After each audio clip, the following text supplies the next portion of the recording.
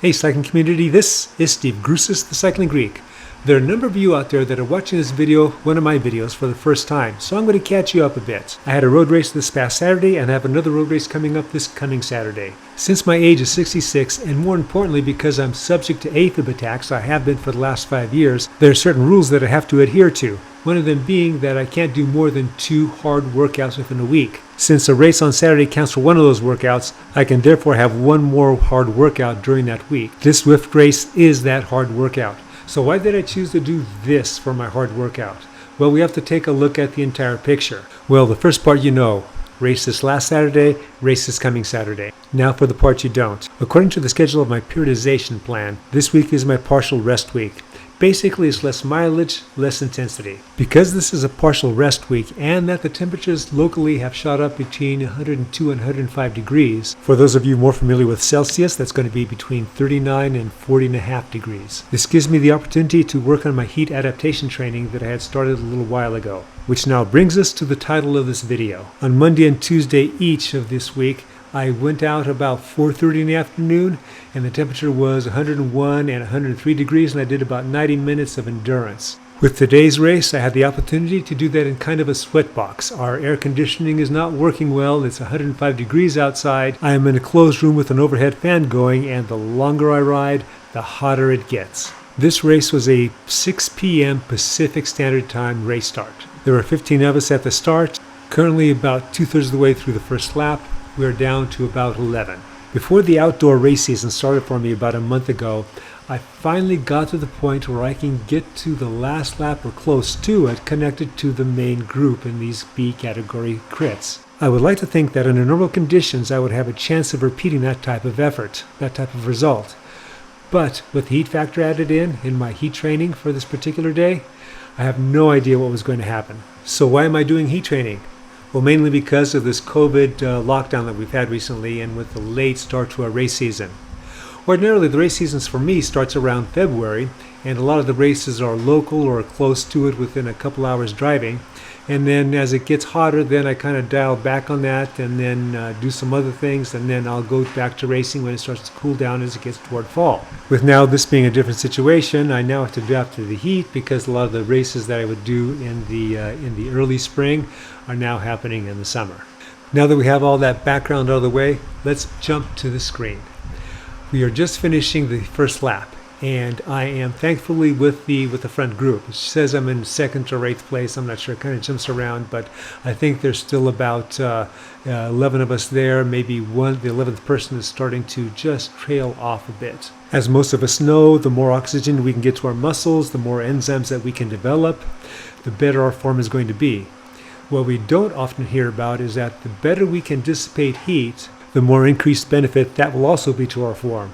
If we don't handle the heat well, we will start to dehydrate quicker. And water is the first line of defense for the cell. And of course, all the critical biochemical processes that we need to happen start off with the cell. When you start to pass your heat threshold, your body starts dealing with that as opposed to allocating resources to produce energy to contract muscles at the rate that you want them to contract. I can always tell when I'm starting to get under significant stress with these Zwift crits. I start to look to see how much more time or how many more laps I have to do. And a number of times I look up and go, man, I'm still in the first lap or I'm still in the second lap. I then try to make a point not to look at it so much. Looking at the start list, there were a couple of people who didn't open up their profiles, but of the rest, there were about 2 or 3, maybe 4 30-somethings in here. There were a couple of 40-somethings and a couple of 50-somethings, and of course me, the old guy at 66. I am getting hot, and I know it's going to affect my cycling pretty darn soon. This brick uphill section was the worst section for me because I was usually at the back. No matter how much power I was trying to put out, these guys were doing a lot more power than me. I noticed there were places in each lap where the group would just dial back just a bit, and then where they would ramp it up just a bit. At the top of this brick climb, there were a couple riders that kept the pressure on over the top, and they developed a gap. Now the question is, can that gap be extended into a true break? You have people fighting up to get to them, and then you have this gap here, and I am in the gapped section, so I'm barely close enough to be on the guy's wheel. It looks like that since they were caught, they're starting to dial back a bit, but I still have to go with a little extra gas, and now we're heading into the rolling section. Now in this section, what I do is I use a technique where I'm applying extra power. I'm going uphill, dial back just a bit on the downhill, power on the uphill, dial back on the downhill. This not only seems to keep me in the game, but it also tends to improve my position. If you look at the insert of me in the lower left-hand corner, you'll see that I'm looking pretty darn ragged. I'm sweating buckets. I'm trying to get more and more oxygen in, and I'm trying to keep those legs going. The sad thing is, I'm pretty much only done with 25% of the race. We're just now starting lap 3 of 8. Jumping forward to the top of the brick section, lap 3, this is where I start to get in trouble. Just like the other lap, somebody's accelerating out of the top, over the corner, and they just keep on going. And there's a couple of people that were kind of close, so now they're chasing after him. Everything is spread out, and now I've lost a wheel, and I'm something like 3-4 bike lengths behind the next person there. I do have some people behind me, so I'll have a chance to get onto their wheels, but it's going to be pretty tough right now because I'm getting cooked, literally. Now we're heading into the rolling section, so this is where I have the opportunity to do my technique where I go up strong and go down kind of diminished, but I am way off the back, so basically I'm chasing. If you're noticing my wattage, I should be over 300 doing this, but I'm not. So I keep chasing, and it looks like they're starting to bunch up, so I'm going to have an opportunity to get on their wheel. Now there's a couple of people that are still kind of attacking at the front, but everything is still together. So I'm now about to start lap 4. Haven't gotten halfway through this race yet. Don't know if I'm going to be able to make it halfway through with the group. I am fortunate that everyone is kind of dialing it back, and my momentum is taking me toward the front, so that'll give me a little bit of buffer. I was able to survive that last crunch time. Will I be able to do that again? Jumping forward again to the top of the bricks, lap 4, and I have the benefit of a feather, and I'm still at the back. So I know that when I get to the top, I'm just going to have to keep on rolling just in case somebody attacks. And so far, no one's really attacking. We have the person up there, but my momentum got me toward the front again, and again, I have a little bit of a buffer. Just 15 seconds later, I'm now in trouble again. There's a surge. I'm not able to answer it. My watts are like below 200 until it's starting to pick up again.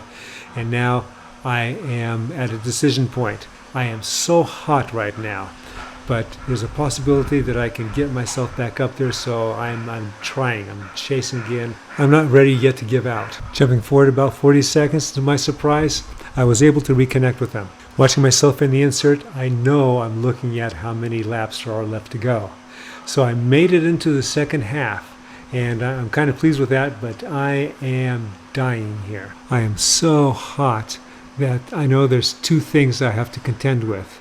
One, will I be able to do this entire race at even a moderate pace? And 2, will I be able to answer the next crunch time? Fast forward a bit, I'm trying to do a low power sneak off the front, and I didn't think it was going to work, but it's definitely not working. Now we're heading into that brick section, the brick section that I hate, especially on this particular day. And this is where I'm starting to overcook, and that my body is starting to shut down. So I don't want a red line, and I really can't do anything more than that. So now I'm just trying to get my legs back under me. I'm trying to cool down enough. The room is so hot right now. Don't know the temperature, but the window behind me, the sun is bearing down on that side of the house. So off they go, and I immediately look at that I have 10th place, and that there's somebody behind me about a minute 4. He's probably sitting in a cool room somewhere with lots of fans on him. I have to go 3.5 laps without getting caught. And I gotta tell you, I was thinking about, well, since I'm dropped, this is a good enough workout. But got somebody chasing me, so I'm in it to stay. Fast forward to toward the end. I finished in front of him about 25 seconds, but I was fighting that whole way because he was coming in with a lot more wattage and I was overcooking. So I was riding that fine line between of going as fast as I can while not dying of heat stroke. It's going to be a while before I do something like that again. I hope you enjoyed this video and got something out of it. Always remember, comment, like, subscribe. The Cycling Greek.